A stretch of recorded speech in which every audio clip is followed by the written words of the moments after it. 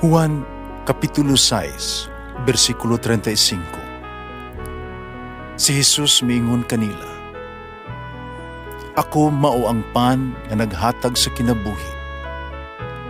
Ang muari kanako dili nagayod gutomon, ug ang mutuo kanako dili nagayod uhawon." Ang mga puno Pan sa kinabuhi. maglikon unta sa mong pagtuo ug gagakabi sa pagtuman sa imong mahal nga kasuguan.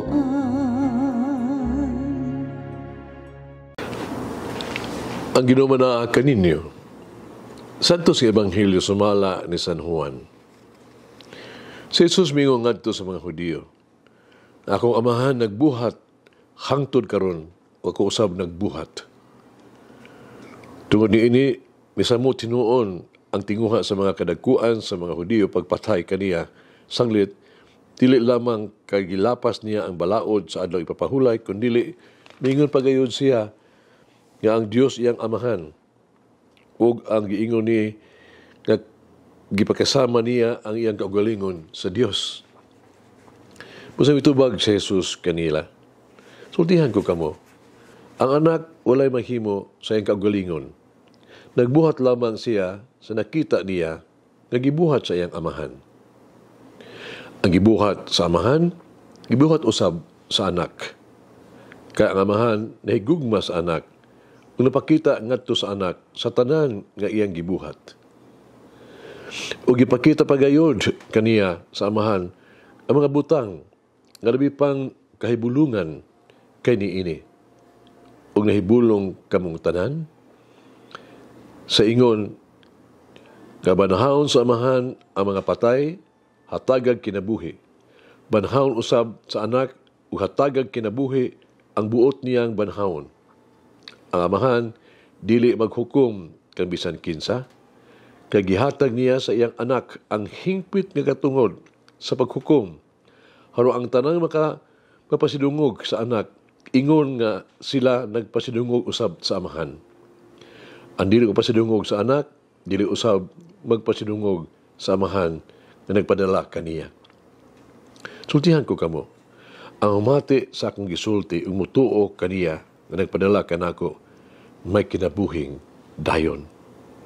Siya dili silutan, kanakalatas naman siya gikan sa kamatayon ngadto sa kinabuhi.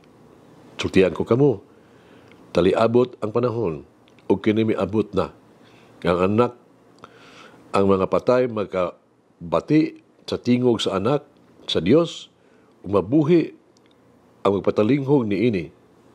Ingong ang amahan mao ang tinubdan sa kinabuhi, gihimo usab niya ang iyang anak nga tinubdan sa kinabuhi.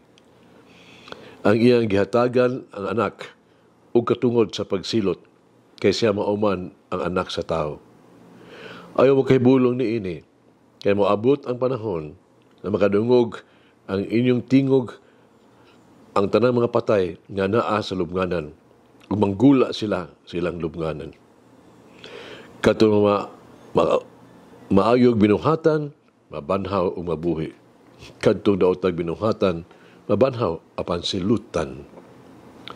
Wala ko mahimo sa akong kaugalingon, naghukom lamang ako sumala sa isulti sa Dios kanako. Busa ang akong hukom matarong, kawala man ako magtinguha pagbuhat sa kuang kabubuton, kundili sa kabubuton sa nagpadala kanako."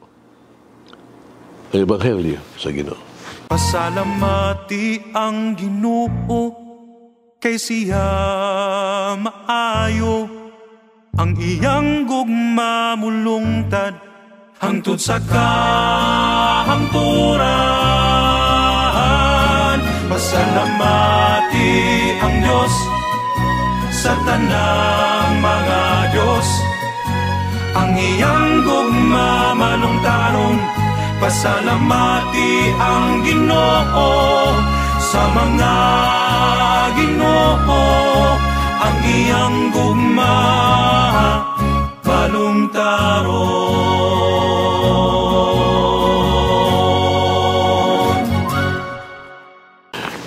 Ang Diyos kanunay nga nagtrabaho, nagbuhat.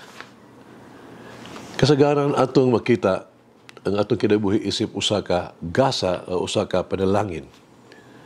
Kita ganahan magpuyo og bug-os biya nga kinabuhi, fulfilled life. Mao nga gusto natong magpuyo nga malipayon nga kinabuhi. Sa pagkasulti, gusto natong magkinabuhi nga hingpit, fulfilled. Gusto nato nga magkinabuhi sa paagi nga ato ang makaplagan ang kahulugan sa tanang butang nga gihatag o gipangayo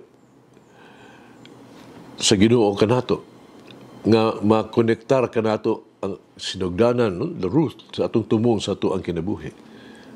Kinabuhi dili kanunay nga sayon. Busa kita nalipay nga si Jesus nagsulti kanato nga ang Dios kanunay naglihok, nagbuhat aron kita mulampo sa ato ang kinabuhi. Si Jesus nagsulti ni ining paagiha tungod kay mao kini ang iyang kamatuoran sa iyang kinabuhi. Nagpuyo siya uban sa Dios sa iyang amahan ug kanunay niyang gituman ang kabubuton sa iyang amahan. Busa ang buhat sa Dios, makita diha sa kinabuhi ni Jesus.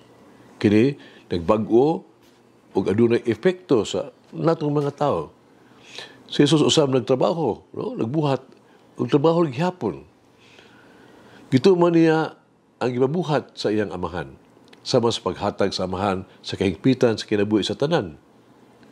Bisan human sa kamatayon, mao nga si Jesus nagmugna usab og mga kondisyon alang sa kinabuhi nga motubo ngadto sa hupngan, the summit ng kinabuhi, life. Mao nga bisan kinsa og patalinghog pumpa siya ang akong ngalan pulong pa ni Jesus, nagtuo kaniya nga nagpadala kanako may kinabuhing dayon. Dili siya hukman sa silot, no, kundi pinaagi naggikan sa kamatayon ngadto sa kinabuhi. Mas importante alang kanato sa pagpuyo sa hingpit nga kinabuhi, sa pag-abli sa tuang kaugalingon niini nga mensahe. Busa una og labaw sa tanan, hatagan nato og luna ang buluhaton sa Dios. Sama sa kibuhat ni Jesus, atong tugutan ang atong kaugalingon nga magiyahan niya ngadto sa usa ka sa buhi nga pagbinayloay, ngadto sa usa ka hingpit nga pagig-uban sa amahan, ug ingon tugutan ang ato ang kinabuhi nga matultulan ngadto sa iyang kahingpitan. Mayroon mag-ampo kita. Higumaon nga Dios, itugyan ko kanimo kining umaabot nga panahon sa Kwaresma. Hangyoon ko ikaw nga ipakita kanako kung unsa ang gikinahanglan akong talikdan, kung unsa ang gikinahanglan akong ipunting. Idanag ang imong higumaong kahayag sa mangitnit nga bahin sa akong kasing-kasing, o magdala og bag-ong kinabuhi, bag-ong paglaom o bag-ong nga posibilidad. Tabangi ako sa paglakaw nga mas duol uban ni Jesus, aron mahibaw-an nako nga ang gugma, ang gigugma ko pag-ayo o pagpaambit sa iyang paggugma sa uban. Amen. Mama Mary, help me to trust in God's love, never failing love. Walang ina ng Diyos magagahom sa tanan, Amahan, Anak, Espiritu Santo. Amen. May the Lord of the divine mercy bless us all, heal us from all diseases and suffering. Ayun unta niya kita, tanang mga sakit na sa lawas o sa kalag, body and soul. In the name of the Father, the Son, and of the Holy Spirit. Jesus, I trust in you. Amen. Whoever eats the bread of life will never hunger, says the Lord.